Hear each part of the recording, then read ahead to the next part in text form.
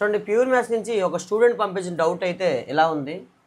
దీన్ని సాల్వ్ చేయడానికి ఈ లాస్ట్లో ఉన్న 1 - xని తీసుకొచ్చి స్టార్టింగ్లో అయితే రాస్తాం. ఎప్పుడైతే ఇలా రాశానో ఈ రెండింటిని చూడగానే మీకు ఏమనిపిస్తుంది? a - b into a plus బీగా ఉందా లేదా? అప్పుడు a - b into a plus B అంటే ఆ రెండింటిలో ఏమని రాయొచ్చు? a² - b² రాయొచ్చా లేదా? అంటే ఏ ప్లేస్లో 1 ఉంది కాబట్టి 1² అంటే 1 అవుద్ది. బి ప్లేస్లో x ఉంది కాబట్టి x² అంటే x² అవుద్ది. ఇప్పుడు మనకి ఏమొచ్చింది? రెండింటి నుంచి 1 - x² వచ్చింది.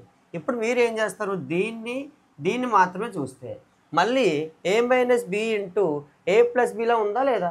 అంటే మళ్ళీ దాన్ని ఎలా మనం ఫామ్ చేయొచ్చు? a² - b² అని రాయొచ్చు. a అంటే 1, b అంటే x² అంటే ఏమవుతుంది? x⁴ కన్వర్ట్ అవుతుంది. ఇప్పుడు మళ్ళీ ఈ రెండిట్లు కానీ చూస్తే మళ్ళీ ఎలాగుంది?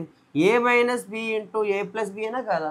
అంటే ఏ ప్లేస్లో 1 ఉంది, బి ప్లేస్లో x⁴² అని రాసుకోవచ్చు. అంటే ఎంత? x⁸ మళ్ళీ ఈ రెండింటిని చూస్తే ఏమవుతుంది చెప్పండి? a - b into a plus B అంటే మళ్ళీ ఏ ప్లేస్లో 1 ఉంది కాబట్టి యాజ్గా 1 రాసేసుకొని బి ప్లేస్లో x⁸² ఉంది కాబట్టి x⁴16 అని చెప్పొచ్చా?